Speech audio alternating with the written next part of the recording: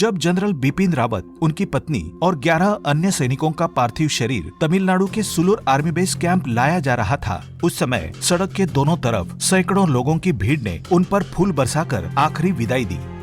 अक्सर हम हमारे देश के नेताओं, विधायकों और सांसदों को प्रोटोकॉल के तहत हमारे सैनिकों को श्रद्धांजलि देते हुए देखते हैं, लेकिन ये लोग उनमें से कुछ भी नहीं थे।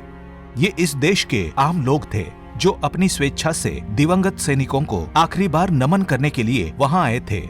सोचिए, इससे सच्ची श्रद्धांजलि क्या हो सकती है। इस घटना पर जहां देश में शोक की लहर है, वहीं इस दुखद घटना की वजहों पर भी चर्चा है। एक फौजी के लिए उसकी असली पूंजी उसका जीवन नहीं, बल्कि लोगों का ये प्यार और समर्पण होता है। जनरल रावत और अन्य सैनिकों का पार्थिव शरीर जब सुलूर आर्मी बेस कैंप लाया जा रहा था, तब एक महिला भी इसी भीड़ में खड़ी थी। और ऐसा नहीं है कि ये जनरल बिपिन रावत की कोई परिचित थी, लेकिन वो महिला ऐसे रो रही थी मानो कोई अपना खो दिया हो। असल में वो इसलिए रो रही थी क्योंकि वो जानती है कि इस देश ने अपने एक बहादुर सैनिक को खो दिया है। जनरल रावत ने 43 वर्षों तक भारतीय सेना और इस देश की सेवा की। उन्हें इस देश के आम लोगों ने भी उतने ही शानदार तरीके से आखिरी विदाई दी। अमेरिका और यूरोप के देशों ने भी जनरल बिपिन रावत के निधन पर दुख जताया है। अमेरिका ने अपने आधिकारिक बयान में कहा कि जनरल रावत भारत अमेरिका रक्षा साझेदारी के प्रबल समर्थक थे। इस घटना के 19 सेकंड के वीडियो से 3 बातें नोट करने वाली सामने आ रही है।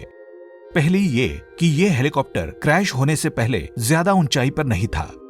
दूसरी बात ये कि कुछ ही सेकंड में ये हेलीकॉप्टर घने बादलों के बीच छिप जाता है। तीसरी बात ये कि कुछ दूर जाने के बाद इस हेलीकॉप्टर के इंजन की आवाज आनी बंद हो जाती है। ये तीनों बातें किस तरफ इशारा करती है, ये जानना भी जरूरी है। भारतीय वायुसेना के कुछ पूर्व पायलट ने इस वीडियो में दिख रहे दृश्यों को लेकर कहा कि ये हेलीकॉप्टर शायद लो ड्रिफ्टिंग क्लाउड्स की वजह से नीचे आया था। अक्सर जब मौसम खराब होता है या बारिश होती है और उसकी वजह से घने बादल होते हैं, तो हेलीकॉप्टर की एरियल विजिबिलिटी बहुत कम हो जाती है। इसे ऐसे समझिए कि हेलीकॉप्टर उड़ा रहे पायलट को कुछ भी दिखना बंद हो जाता है। ऐसी परिस्थितियों में पायलट हेलीकॉप्टर को बादलों के नीचे लाने की कोशिश करता है, और इस वीडियो में देखकर भी ऐसा लगता है कि पायलट हेलीकॉप्टर को बादलों से नीचे की तरफ लाया ताकि विजिबिलिटी बेहतर हो जाए। एक और बात, ये दुर्घटना वेलिंगटन से 10 किलोमीटर की दूरी पर हुई है। इतनी दूरी तय करने में इस हेलीकॉप्टर को 5 मिनट का समय लगता। यहाँ हमारा पॉइंट ये है कि अगर लैंडिंग के नजदीक पहुँचने पर हेलीकॉप्टर को कम ऊंचाई पर उड़ाया जाता है ताकि लैंडिंग स्पॉट को आसानी से देखा जा सके। हो सकता है कि इस हेलीकॉप्टर के पायलट ने भी लैंडिंग स्पॉट को देखने के लिए ही इस हेलीकॉप्टर को कम ऊंचाई पर उड़ाया हो। शायद इस दौरान हेलीकॉप्टर किसी पेड़ से टकरा गया और असंतुलित होकर क्रैश हो गया। यहाँ 2 बातों पर गौर करना भी जरूरी है। पहली बात, ये कोई मामूली सा हेलीकॉप्टर नहीं था, ये 2 इंजन वाला हेलीकॉप्टर था।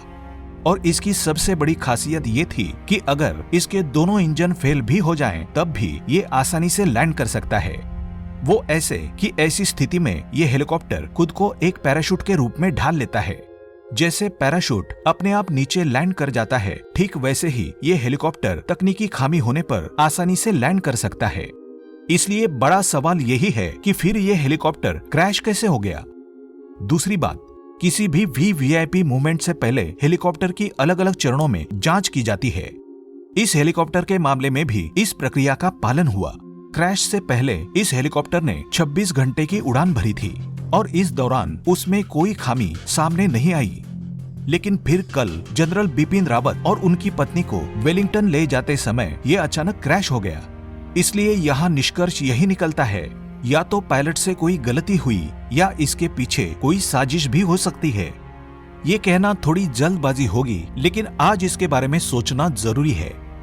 इन 2 तरीकों से हो सकता है हमला। जनरल बिपिन रावत कोई मामूली व्यक्ति नहीं थे, वो देश की तीनों सेनाओं के सूत्रधार थे। कश्मीर घाटी में आतंकवादियों के खिलाफ ऑपरेशन ऑल आउट उन्होंने चलाया था और वो पाकिस्तान की खुफिया एजेंसी ISI और चीन के खिलाफ खुलकर बोलते थे। यानी उनके बहुत सारे दुश्मन थे और वो पाकिस्तान और चीन के लिए हमेशा से एक खतरा रहे। इसलिए इस मामले में 2 थ्योरी रखी जा रही है। पहली थ्योरी ये है कि हेलीकॉप्टर में ब्लास्ट के पीछे कुछ और वजह हो सकती है। आशंका है कि इसमें बम प्लांट किया गया हो। हालांकि ये अभी जांच का विषय है।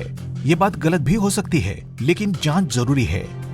दूसरी थ्योरी ये है कि हो सकता है इस हेलीकॉप्टर पर लेजर अटैक हुआ हो। पहले केस में यानी बम ब्लास्ट में पायलट और एयर ट्रैफिक कंट्रोल के बीच कोई संवाद नहीं हो पाता है और सब कुछ अचानक हो जाता है। अब क्योंकि ये इलाका श्रीलंका के आतंकवादी संगठन LTTE liberation tigers of Tamil इलम का गढ़ रहा है, तो इस बात की काफी आशंका है कि इस हमले के पीछे LTTE का स्लीपर सेल हो। हालांकि जांच से पहले कुछ भी पुख्ता रूप से नहीं कहा जा सकता, लेकिन ये सोचने वाली बात है कि ये हेलीकॉप्टर उसी जगह पर क्रैश हुआ जो जगह LTTE का गढ़ रही है। दूसरे केस में यानी लेजर अटैक की स्थिति में अगर किसी हेलीकॉप्टर पर high beam laser light flash की जाए और इसकी वजह से पायलट को दिखना बंद हो जाए, तो ऐसी स्थिति में भी हेलीकॉप्टर क्रैश हो सकता है। दुनिया में इस तरह के कई हमले पहले हो भी चुके हैं। पिछले कुछ समय से केंद्र में सत्ताधारी नरेंद्र मोदी सरकार की कड़ी आलोचना कर रहे राज्यसभा सांसद सुब्रमण्यम स्वामी ने तमिलनाडु में बुधवार को हुए भारतीय वायुसेना के हेलीकॉप्टर Mi-17V5 क्रैश को लेकर बहुत बड़ी साजिश की आशंका जताकर सनसनी मचा दी है। उन्होंने कहा है कि CDS जनरल बिपिन रावत सेना के उन चुनिंदा टॉप लेवल के अधिकारियों में शामिल थे जो सरकार से नहीं डरते थे और चीन को लेकर अपनी भावनाएं खुलकर जताते थे। उन्होंने आशंका जताई कि हो सकता है कि हेलीकॉप्टर के साथ हादसा ना हुआ हो और उसे निशाना बनाया गया हो। उन्होंने साइबर वॉरफेयर की ओर आशंका जताकर इस घटना को लेकर बड़े सवाल खड़े कर दिए हैं। सुब्रमण्यम स्वामी ने ये भी कहा है कि इसका मतलब है कि हम बहुत ज्यादा खतरे में हैं और हमने चीन के खतरे को बहुत ही हल्के में लिया है। अब राष्ट्र की अखंडता सवालों में है। उन्होंने राष्ट्रीय सुरक्षा पर नए सिरे से विचार करने की जरूरत भी बताई है। गौरतलब है कि एक दिन पहले ही CDS बिपिन रावत ने बायोलॉजिकल वॉर की आशंका जताई थी। भारत के पहले CDS काउंटर इंसर्जेंसी वॉरफेयर के काफी अनुभवी जनरल थे और भारत के उत्तरी और पूर्वी कमांड समेत कुछ सबसे मुश्किल इलाकों में अपनी सेवाएं दे चुके थे। CDS बनने से पहले अपनी 4 दशकों की सेवा में जनरल रावत आर्मी चीफ के अलावा brigade commander, general officer commanding in chief, southern command, military secretary branch में जनरल स्टाफ, ऑफिसर ग्रेड 2 और जूनियर कमांडिंग विंग में सीनियर इंस्ट्रक्टर की भूमिका निभा चुके थे। वे United National Peace Keeping Force में भी रहे थे और डेमोक्रेटिक रिपब्लिक ऑफ कांगो में मल्टीनेशनल ब्रिगेड के कमांडर रहे थे। गोरखा ब्रिगेड से चीफ ऑफ आर्मी स्टाफ बनने वाले चौथे अफसर होने से पहले Rawat voice chief of army staff के पद पर भी तैनात थे। भारत के इस महान सपूत के श्रद्धांजलि के लिए कमेंट में 2 शब्द जरूर लिखें।